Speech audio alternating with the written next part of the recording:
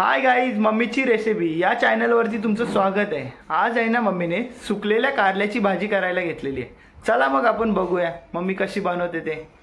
ही सुकवलेली कारली आहेत, यांना मी गरम पाण्यात भिजत घातलेली।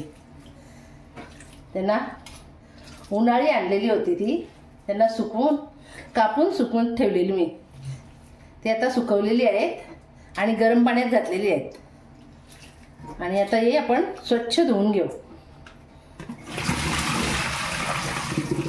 अर्धा तास मी गरम पाण्यात त्यांना ठेवलेली, 30 मिनिटं ते स्वच्छ धुवून घ्यायची।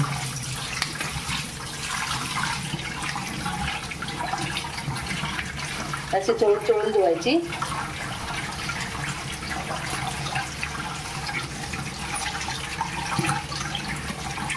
कारल्याची भाजी करण्यासाठी लागणारे साहित्य: कांदा, मिरची, जिरं, हळद, वाटण खोबऱ्याचं, मीठ आणि तेल। चला मग सुरू करू आपण। तो गरम करायला ठेवलाय मी, त्याच्यात तेल टाकते। गॅस जरा फास्ट केली आहे। हे जिरा टाकते मी।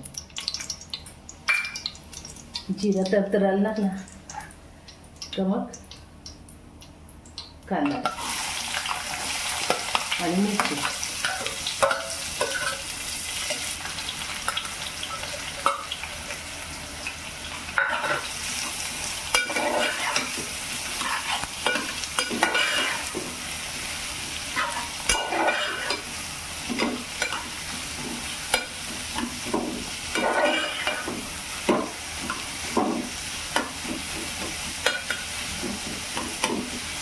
आता कांदा शिजलेला आहे, आता आपण थोडी हळद टाकायची।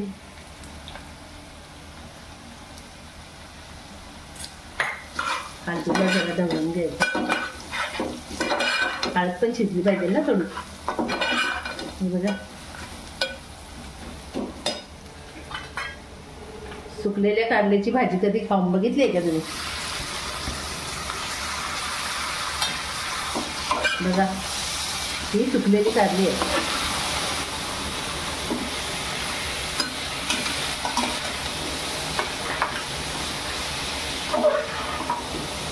आपण ओली कारली कधी पण खाऊ शकता, सुकलेली कारली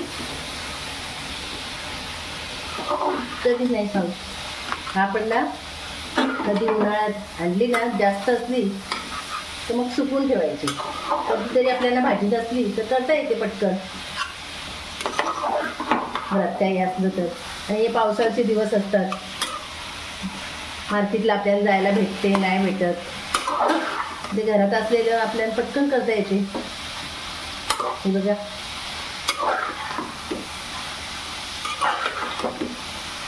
जरा मीठ टाकते, चवीनुसार मीठ टाकायचं।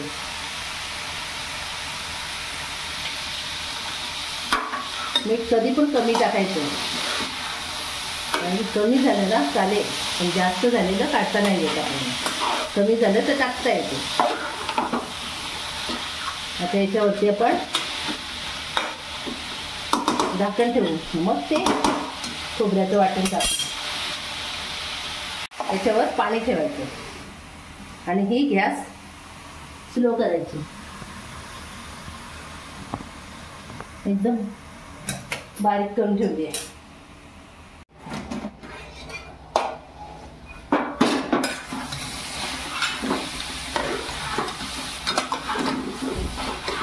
बघा, आता भाजी आपली झालेली आहे।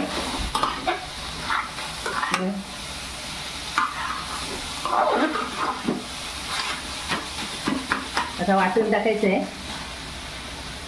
हे खोबऱ्याचं वाटण, खोबरं आणि कोथिंबीर त्याचं वाटण आहे। तर भाजी झाली आहे आपली। कशी दिसते सांगा मला कमेंटमध्ये। मम्मीची रेसिपी जर तुम्हाला आवडली असेल तर लाईक करा, शेअर करा आणि कमेंट करा।